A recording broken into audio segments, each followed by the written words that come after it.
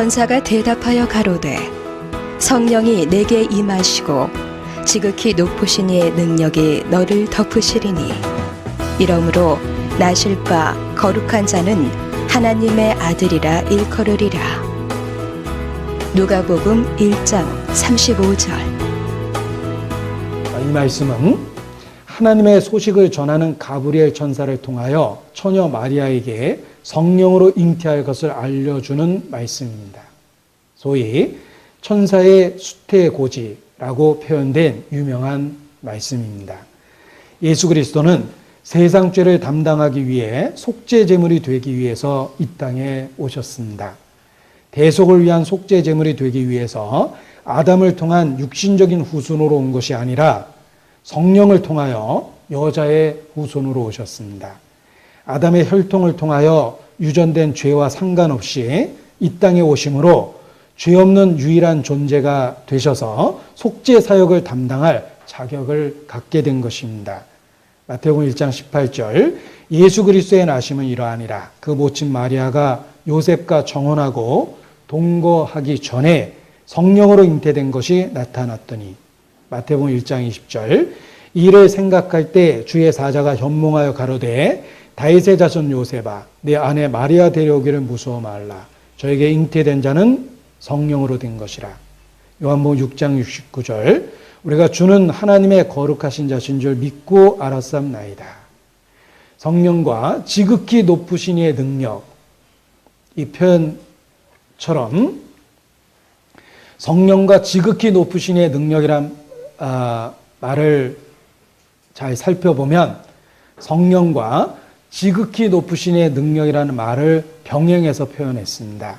성령에 의하여 생명을 부여하시는 하나님의 능력이 역사할 것을 나타낸 것입니다.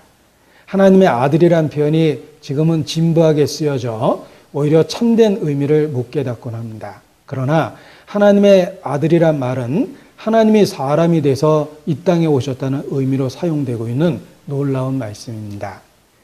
요한복음 1장 14절에 말씀이 육신이 되어 우리 가운데 거하심에 우리가 그 영광을 보니 아버지의 독생자의 영광이요 은혜와 진리가 충만하더라. 요한복음 1장 18절에 본래 하나님을 본 사람이 없으되 아버지 품속에 있는 독생하신 하나님이 나타내셨느니라. 예수님은 하나님 자신이십니다. 이 땅에 성령으로 잉태하셔서 육체를 가지고 오신 하나님 자신이십니다. 성경에 있는 가장 놀랍고 기쁜 소식은 바로 하나님이 이 땅에 육체를 가지고 직접 오셨다는 것입니다. 우리는 이러한 소식이 얼마나 크고 놀라운 소식인지조차도 잘 깨닫지 못합니다. 그래서 아기 예수가 태어날 때 하나님께서는 천사들을 보내어 온 세상에 미칠 큰 기쁨의 소식을 전한다고 선포하신 것입니다. 하나님의 아들이라 일컬으리라. 이 말씀을 분석해 보면 미래 수동태의 형태로 말씀하셨습니다. 하나님의 아들이라 일컬으리라. 이것은 태어날 아이가 하나님 자신에 의하여 하나님의 아들이라 명명될 것을 암시합니다. 예수님이 세례 받으실 때와 변화산 사건 때 하나님 자신이 예수님을 하나님의 아들이라 부르셨습니다. 또한 그 후에 베드로의 신앙 고백 속에서도 하나님의 아들이라 불려집니다. 마태복음 16장 16절에 시몬 베드로가 대답하여 가로되 주는 그리스도시요 살아계신 하나님의 아들이시니이다. 마태복음 14장 33절 배에 있는 사람들이 예수께 절하여 가로되 진실로 하나님의 아들이로소이다 하더라. 예수님은 하나님에 의하여 하나님의 아들이라 칭함을 받고 온 세계에 하나님 자신에 의해서 증거되셨습니다.